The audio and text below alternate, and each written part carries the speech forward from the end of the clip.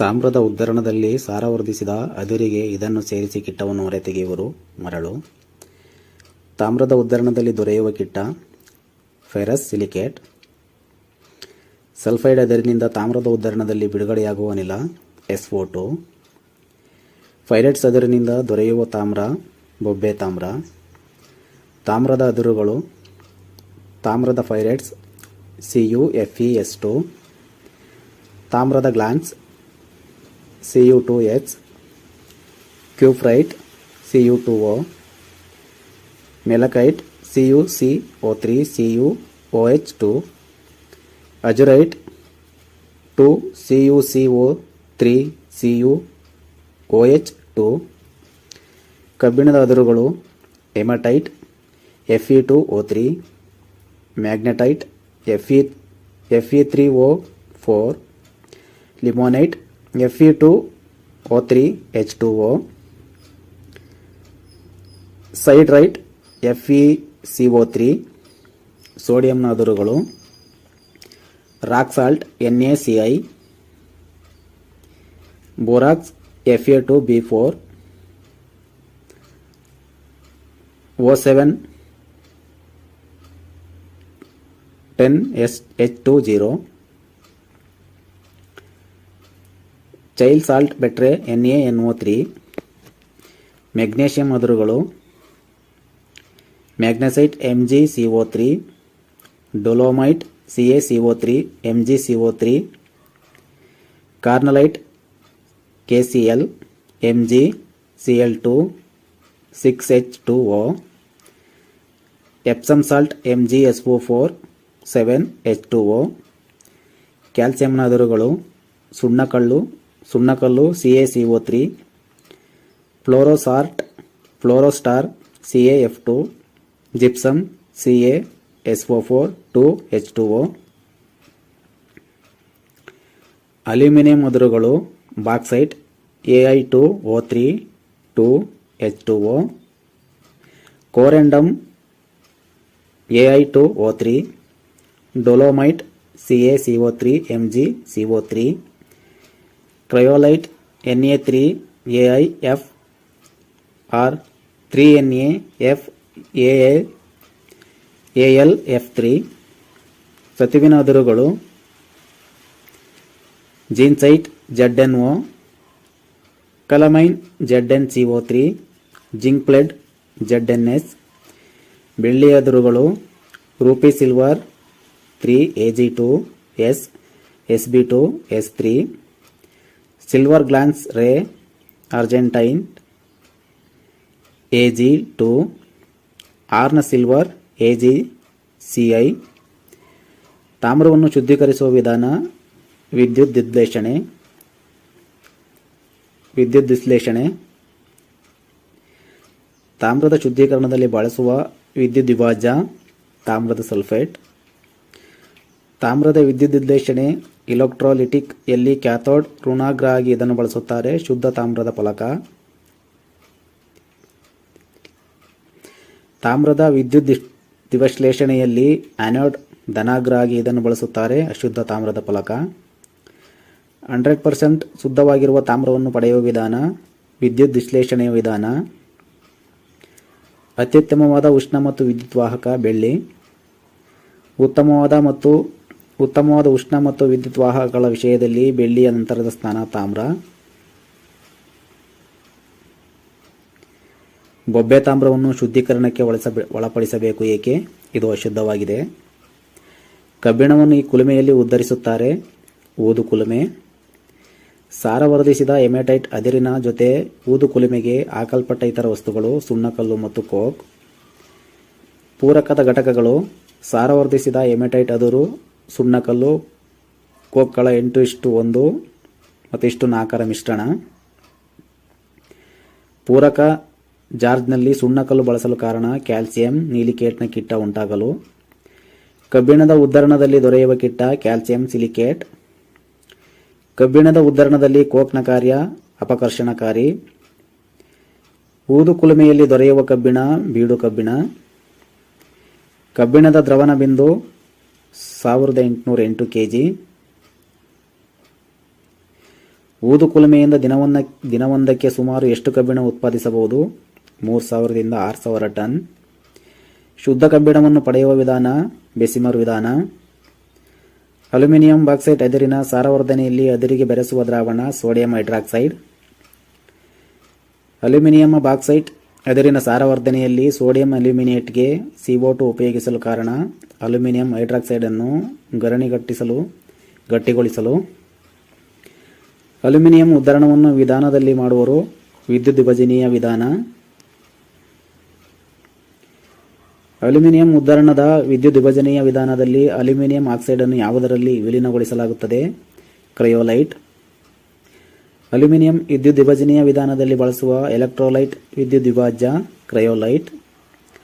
Aluminium ವಿದ್ಯುತ್ ವಿಭಜನೀಯ ವಿಧಾನದಲ್ಲಿ ಬಳಸುವ ಅನೋಡ್ ಧನಾಗ್ರ ಗ್ರಾಫೈಟ್ ಕಡ್ಡಿ. ಅಲ್ಯೂಮಿನಿಯಂನ ವಿದ್ಯುತ್ ವಿಭಜನೀಯ ವಿಧಾನದಲ್ಲಿ ಬಳಸುವ ಕ್ಯಾಥೋಡ್ ಋಣಾಗ್ರ ಇಂಗಾಲದ ಅಸ್ತರಿ.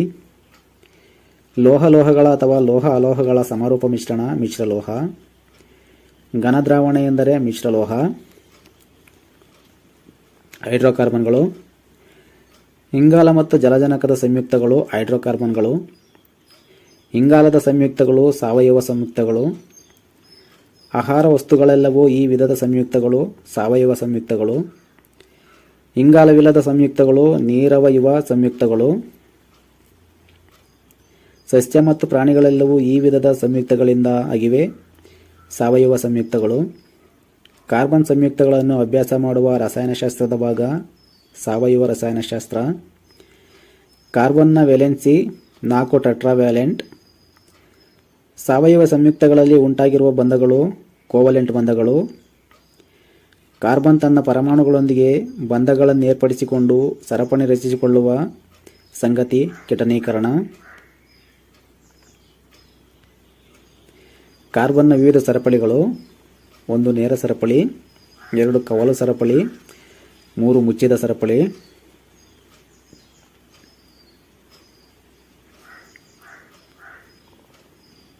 ಪ್ಲಾಸ್ಟಿಕ್ಗಳು, ಡಿಟರ್ಜೆಂಟ್ಗಳು, ಬಣ್ಣಗಳ ಉತ್ಪಾದನೆಯಲ್ಲಿ ಬಳಸುವ ಕಚ್ಚಾ ವಸ್ತುಗಳು ಹೈಡ್ರೋಕಾರ್ಬನ್ಗಳು.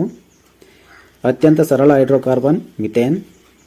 2 ಪರಮಾಣುಗಳ ನಡುವೆ ಹಂಚಿಕೆಯಾಗಿರುವ ಒಂದು ಜೊತೆ ಎಲೆಕ್ಟ್ರಾನ್ಗಳನ್ನು ಸೂಚಿಸುವುದು ಬಂಧ. ಇಂಗಾಲ ಮತ್ತು ಜಲಜನಕದ ಪರಮಾಣುಗಳ ಜೊತೆ ಈ ರೀತಿಯ ಬಂಧ ಉಂಟಾಗುತ್ತದೆ ಏಕಬಂಧ. 2 ಅನುಕ್ರಮ ಪರಮಾಣುಗಳ ನಡುವೆ 2 ಜೊತೆ ಎಲೆಕ್ಟ್ರಾನ್ಗಳ ಹಂಚಿಕೆಯಿಂದ ಉಂಟಾದ ಬಂಧ ದ್ವಿಬಂಧ. 2 ಅನುಕ್ರಮ ಪರಮಾಣುಗಳ ನಡುವೆ 3 ಜೊತೆ ಎಲೆಕ್ಟ್ರಾನ್ಗಳ ಹಂಚಿಕೆಯಿಂದ ಉಂಟಾದ ಬಂಧ ತ್ರಿಬಂಧ. ಕೊಬ್ಬಿನಿಂದ ಪಡೆಯಬಹುದಾದ ಹೈಡ್ರೋಕಾರ್ಬನ್ಗಳು ಆಲಿಫ್ಯಾಟಿಕ್. ಸುವಾಸನೆಯಿಂದ ಕೂಡಿರುವ ಹೈಡ್ರೋಕಾರ್ಬನ್ಗಳು ಆರೋಮ್ಯಾಟಿಕ್. ಅಸೈಕ್ಲಿಕ್ ಮತ್ತು ಸೈಕ್ಲಿಕ್ ಹೈಡ್ರೋಕಾರ್ಬನ್ಗಳು ಯಾವ ಹೈಡ್ರೋಕಾರ್ಬನ್ಗಳ 2 ವಿಧಗಳು? ಆಲಿಫ್ಯಾಟಿಕ್. ಸಾಮಾನ್ಯ ಸೂತ್ರಗಳು: alkane CnH2n+2, alkene CnH2n, alkyne CnH2n-2. ಕಾರ್ಬೋಸೈಕ್ಲಿಕ್ ಹೈಡ್ರೋಕಾರ್ಬನ್ಗಳು CnH2n.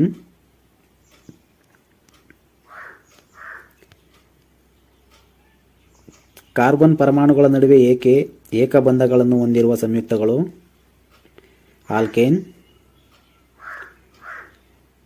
ಪ್ಯಾರಾಫಿನ್ಗಳೆಂದರೆ ಆಲ್ಕೇನ್ಗಳು. ಪರ್ಯಾಪ್ತ ಹೈಡ್ರೋಕಾರ್ಬನ್ಗಳೆಂದರೆ ಆಲ್ಕೇನ್ಗಳು. 2 ಅನುಕ್ರಮ ಕಾರ್ಬನ್ ಪರಮಾಣುಗಳ ನಡುವೆ ದ್ವಿಬಂಧ ಹೊಂದಿರುವ ಸಂಯುಕ್ತಗಳು ಆಲ್ಕೀನ್ಗಳು. ಆಲ್ಕೈನ್ಗಳ 2 ಅನುಕ್ರಮ ಕಾರ್ಬನ್ ಪರಮಾಣುಗಳ ನಡುವೆ ಈ ವಿಧದ ಬಂಧವಿದೆ ತ್ರಿಬಂಧ. ಅಪರ್ಯಾಪ್ತ ಹೈಡ್ರೋಕಾರ್ಬನ್ಗಳೆಂದರೆ ಆಲ್ಕೇನ್ ಮತ್ತು ಆಲ್ಕೈನ್ಗಳು. ಉಂಗುರಾಕೃತಿಯನ್ನು ಹೊಂದಿರುವ ಹೈಡ್ರೋಕಾರ್ಬನ್ಗಳು ಕಾರ್ಬೋಸೈಕ್ಲಿಕ್ ಹೈಡ್ರೋಕಾರ್ಬನ್ಗಳು. ಹೈಡ್ರೋಕಾರ್ಬನ್ಗಳ ಅತಿ ದೊಡ್ಡ ವರ್ಗ ಆರೋಮ್ಯಾಟಿಕ್ ಹೈಡ್ರೋಕಾರ್ಬನ್ಗಳು. ಆರೋಮ್ಯಾಟಿಕ್ ಹೈಡ್ರೋಕಾರ್ಬನ್ಗಳ ಮೊದಲ ಸಸ್ಯ ಬೆಂಜಿನ್.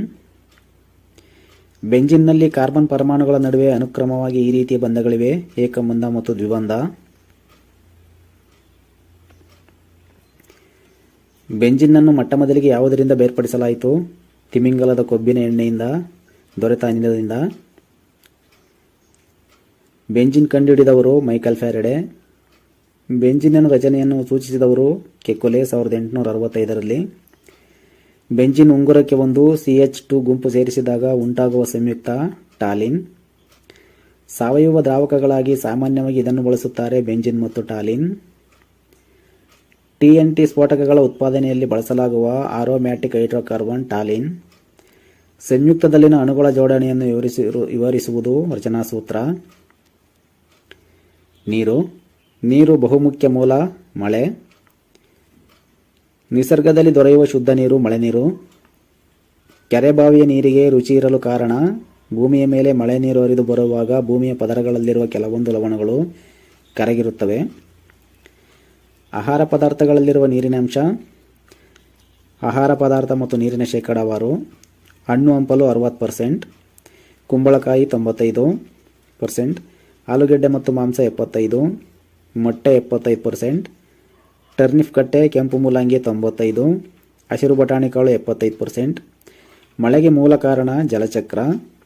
ಮೃತ ಸಮುದ್ರದ ನೀರಿನಲ್ಲಿರುವ ಉಪ್ಪಿನಾಂಶ 27%. ಮೃತ ಸಮುದ್ರದ ನೀರಿನಲ್ಲಿ ಲೀನವಾಗಿರುವ ಉಪ್ಪಿನ ಪ್ರಮಾಣ 40 ಮಿಲಿಯನ್ ಟನ್. ಮೃತ ಸಮುದ್ರದ ನೀರಿನಲ್ಲಿ ಯಾವ ಪ್ರಾಣಿಯೂ ಬದುಕಲಾರದು, ಕಾರಣ ಅತಿಯಾದ ಉಪ್ಪು. ಮೃತ ಸಮುದ್ರದ ನೀರಿನಲ್ಲಿ ನಾವು ಮುಳುಗಲು ಪ್ರಯತ್ನಿಸಿದರೂ ಮುಳುಗಲಾಗುವುದಿಲ್ಲ, ಕಾರಣ ಅಧಿಕ ಉಪ್ಪಿನ ಸಾಂದ್ರತೆ. ಹನಿ ನೀರಾವರಿ ಪದ್ಧತಿಯಿಂದ ಆಗುವ ಬಹುಮುಖ್ಯ ಅನುಕೂಲ ನೀರಿನ ಉಳಿತಾಯ. ನೀರಿನ ಅಣು 2 ಧಾತುಗಳ ಪರಮಾಣುಗಳಿಂದ ಮಾಡಲ್ಪಟ್ಟಿದೆ, ಜಲಜನಕ ಮತ್ತು ಆಮ್ಲಜನಕ. ನೀರಿನಲ್ಲಿ ಮೀನುಗಳು ಜಲಸಸ್ಯಗಳು ಬದುಕಲು ಕಾರಣ ಆಮ್ಲಜನಕ ಸ್ವಲ್ಪ ಪ್ರಮಾಣದಲ್ಲಿ ಕರಗಿದೆ. ಎಲ್ಲಿ ನೀರಿನ ಕುದಿಯುವ ಬಿಂದು 100 ಸೆಂಟಿಗ್ರೇಡ್ ಆಗಿರುತ್ತದೆ, ಸಮುದ್ರ ಮಟ್ಟದಲ್ಲಿ. ನೀರನ್ನು ಸಾರ್ವತ್ರಿಕ ದ್ರಾವಕ ಎನ್ನಲು ಕಾರಣ ಬೇರೆಲ್ಲ ದ್ರಾವಕಗಳಿಗಿಂತ ತನ್ನಲ್ಲಿ ಹೆಚ್ಚು ವಸ್ತುಗಳನ್ನು ಕರಗಿಸಿಕೊಳ್ಳುತ್ತದೆ.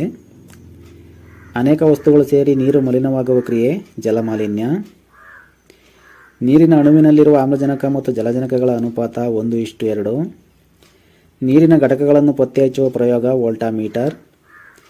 ನೀರಿನ ವಿದ್ಯುತ್ ವಿಭಜನೆಯಲ್ಲಿ ಶುದ್ಧ ನೀರಿಗೆ ಕೆಲವು ದುರ್ಬಲ ಗಂಧಕಾಮ್ಲವನ್ನು ಸೇರಿಸಲು ಕಾರಣ ಶುದ್ಧ ನೀರಿನಲ್ಲಿ ವಿದ್ಯುತ್ ಹರಿಯುವುದಿಲ್ಲ.